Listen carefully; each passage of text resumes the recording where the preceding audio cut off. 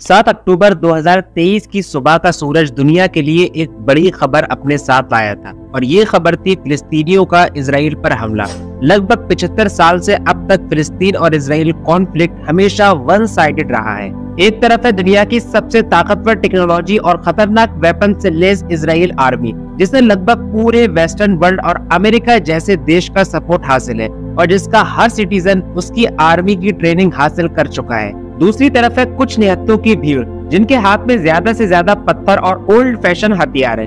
जाहिर है रुक रुक कर चली इस लंबी लड़ाई में ज्यादा नुकसान फिलिस्तीनियों का ही हो रहा था। लगभग हर साल इजराइल डिफेंस फोर्स के हाथों 500 से 600 फिलिस्तीनी मारे जाते हैं। वहीं साल भर में 30 से 50 तक इजरायली भी मौत का सामना करते हैं। लेकिन इस बार कुछ ऐसा हो रहा है जिसकी दुनिया को कोई भनक नहीं थी। यहाँ तक कि दुनिया की सबसे खतरनाक इंटेलिजेंस एजेंसी कहे जाने वाली मोसाद को भी इसका कोई क्लू नहीं था।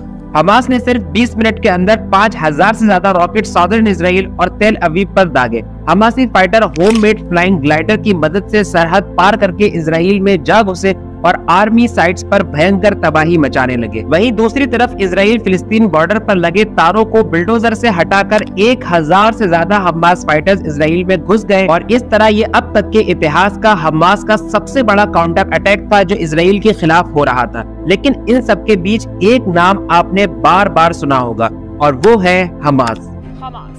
It's a terrorist organization, but it calls itself a political party. Israel under attack, orchestrated by a terrorist organization, Hamas.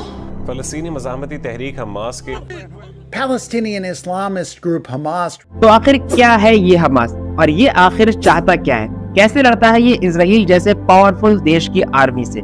ये जानने के लिए आपको जाना होगा 36 साल पहले। साल था 1987 और उस वक्त गाजा चेक पोस्ट पर इजराइल फौजियों ने गोलीबारी करके 4 फिलिस्तीनियों को मौत के घाट उतार दिया था, जिसके जवाब में फिलिस्तीनियों ने बड़े लेवल पर प्रोटेस्ट और भूख हड़ताल शुरू कर दी और इन प्रोटेस्ट का मकसद था इजराइल से आजादी हासिल करना। और इस आंदोलन का फिलिस्तीनियों ने नाम रखा इंतिफादा, जो कि आगे जाकर फर्स्ट इंतिफादा के नाम से भी जाना जाने लगा। ये वो जमाना था जब फिलिस्तीनी इजराइल के खिलाफ हथियार नहीं उठाते थे और किसी भी तरीके की रेजिस्टेंस सिर्फ प्रोटेस्ट और भूख हड़ताल के थ्रू ही शो होती थी। और उस वक्त पिक्चर में एंट्री होती है एक मौलाना की, नाम था शेख अहमद यासीन। उन्होंने साल 1987 में ही हरकतुल मुकावमा अल इस्लामिया या इस्लामी रेजिस्टेंस मूवमेंट यानी हमास की बुनियाद रखी। उनका मकसद एक ऐसी ऑर्गेनाइजेशन खड़ी करने का था जो फिलिस्तीनियों की आजादी और इसराइल के खात्मे के लिए काम करे। लेकिन उस वक्त फिलिस्तीन को इंटरनेशनल लेवल पर फिलिस्तीन लिबरेशन ऑर्गेनाइजेशन रिप्रेजेंट करता था और उसके लीडर थे यासिर अराफात। उनके भारत से भी बहुत अच्छे रिश्ते थे। वो इंदिरा गांधी, राजीव गांधी और अटल बिहारी वाजपेयी तीनों के बहुत अच्छे दोस्त थे।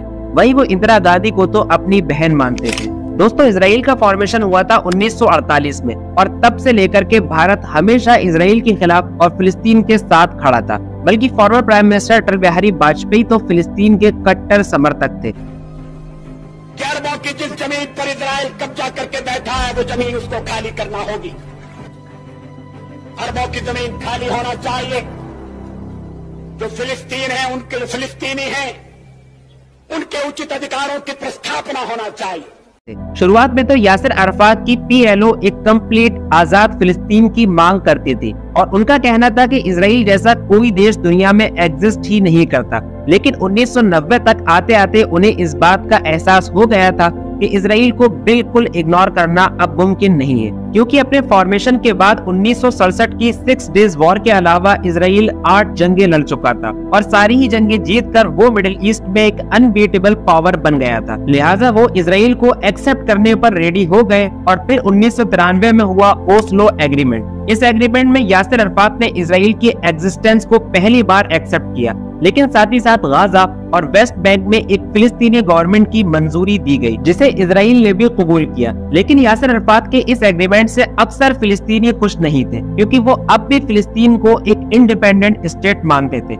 ओस्लो एग्रीमेंट से सिर्फ 5 महीने पहले अप्रैल 1993 में हमास ने वो किया जो आगे चलकर उसकी पहचान बनने वाला था, और वो था उसका इजराइल के खिलाफ पहला सुसाइड अटैक। हालांकि 1994 में ओस्लो एग्रीमेंट के अकॉर्डिंग गाजा और वेस्ट बैंक में नई सरकार फिलिस्तीन अथॉरिटी के नाम से बनी, लेकिन हमास फिर भी इजराइल पर अटैक करता रहा 1997 में अमेरिका ने हमास को टेररिस्ट ऑर्गेनाइजेशन डिक्लेयर कर दिया और इसराइल ने भी इस ग्रुप को खत्म करने की बहुत कोशिश की, लेकिन गुजरते वक्त के साथ हमास का असर बढ़ता जा रहा था और फिलिस्तीन की बड़ी आबादी इसको सपोर्ट करने लगी थी।